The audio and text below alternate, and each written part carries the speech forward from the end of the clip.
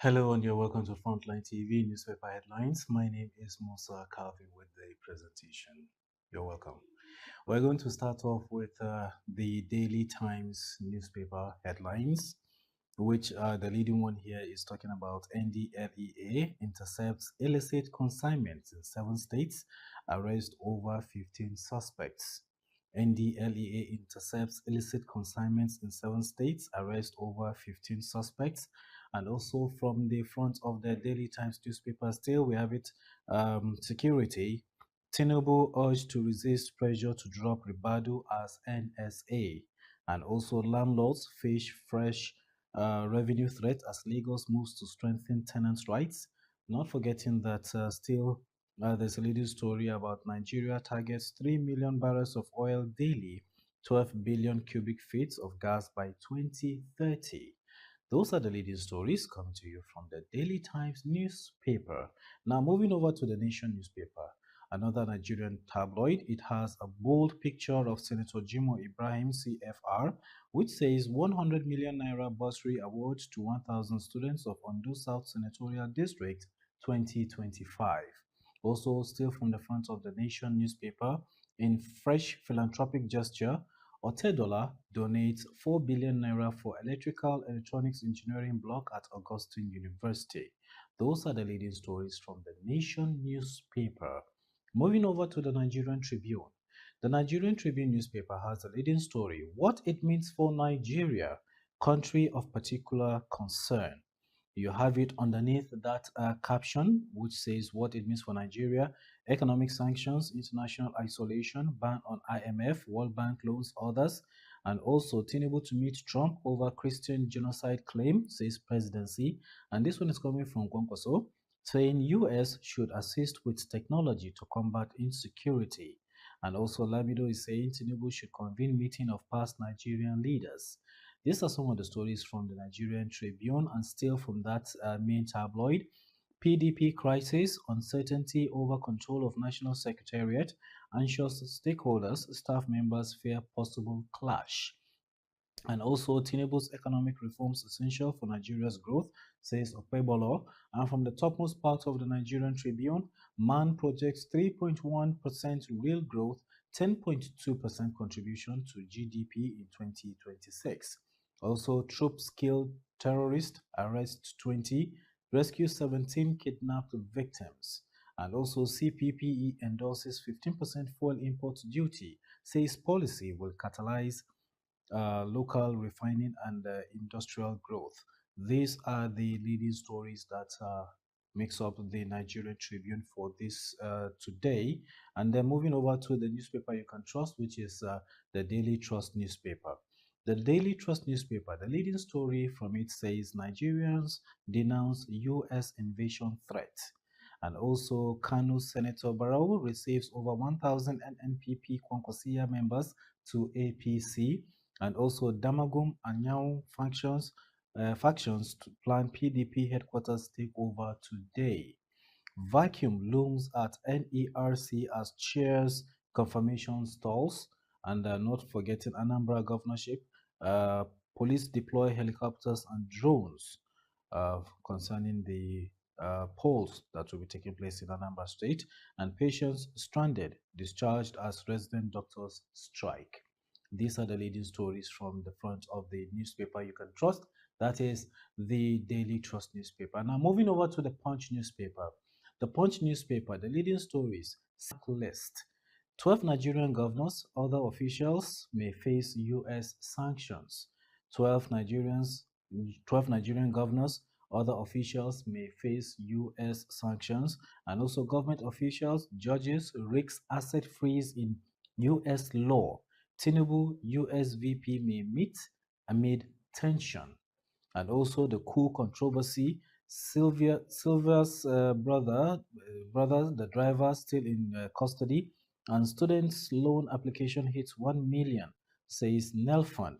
And still from the front of the Punch newspaper, PDP crisis. Makinde bloc regroups as Ortum Fayoshe backs Wike. And also doctors dispute federal government's 11.9 billion naira payout strike continues. So that's the strike continues with the doctors because they have disputed the federal government's 11.9 billion naira payout. And also, NDLEA arrests musician, uncovers Lagos illicit drug laboratory. Diri joins APC today, cites Bayelsa's interest. These are the leading stories from the front of the Punch newspaper. Don't forget the leading story there was 12 Nigerian governors, others, and other officials may face U.S. sanctions. Now, moving over to the Blueprint newspaper, still watching newspaper headlines from Frontline TV. The Blueprint newspaper, the leading story says Tinubu ahead of unfolding orchestrated game by America, says presidency. Tinubu ahead of unfolding orchestrated game by America to meet Trump soon on genocide claim. And also Fani Kayode is saying we will defend our country against external aggression. And also don't be divided by foreign lies. Sharia Council CSOs urges Nigerians, or should I say they urge Nigerians not to be divided.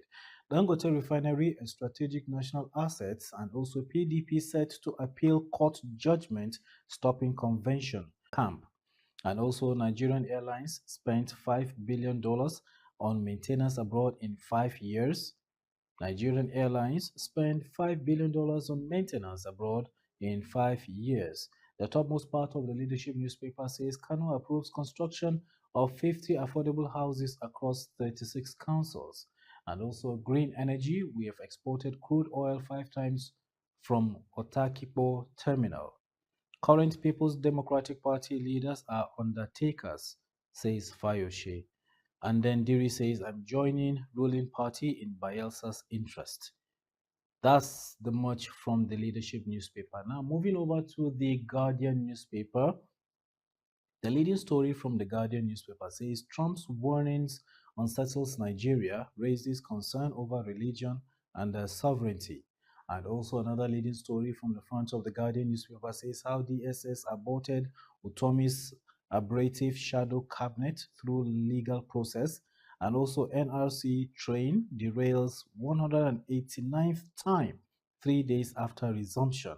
And also resident doctors, federal government clash over 48 billion naira arrears as strike paralyzes hospitals nationwide. And not forgetting another caption there that says NUJ decries surge in attacks, impunity against journalists. That's the much from the Guardian newspaper. Well, my dear viewer, that's the much what I'm going to take from the newspaper headlines for today. Thanks for watching. It came to you from Frontline TV. Musa Calvin is my name. Bye for now.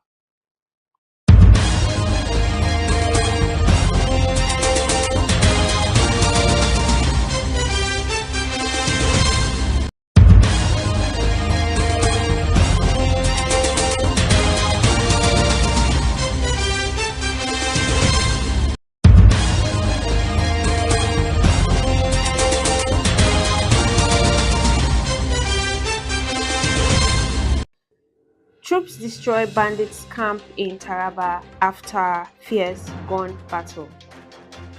Troops of the 6th Brigade, Nigerian Army and Sector 3 Operation Well/OPWS have destroyed several bandits' camps in Taraba State following a fierce gunfight during ongoing clearance operations.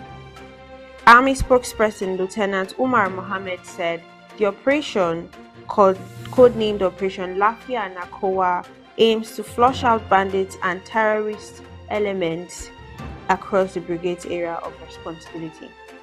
According to him, acting on credible intelligence, troops conducted a clearance patrol on Friday, October 31st, 2025 through Tosser, Kofa Amadu, Torni, Unom, Mbayongo, and Yongogba villages in Takum local government area, where several criminal hideouts were dismantled.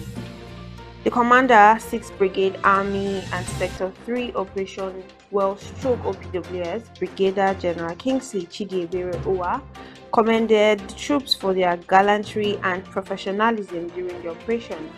He reaffirmed the brigade's commitment to sustaining peace and security in Taraba State, urging residents to continue providing credible information and to aid military responsibilities.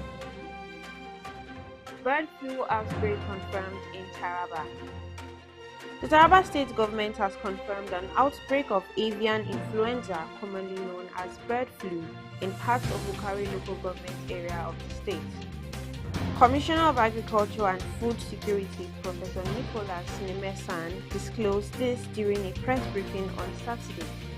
Represented by the Director of Veterinary Services, Dr. Francis Nathan, he said the ministry received reports of mass bird deaths in Jibu community and promptly deployed a rapid response team to investigate.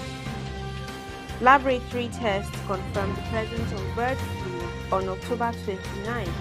In response, the government has activated emergency control measures, including an immediate ban on the movement of birds and poultry products within and outside Jibu, Kakari, and Yamini areas to curb the spread of the virus.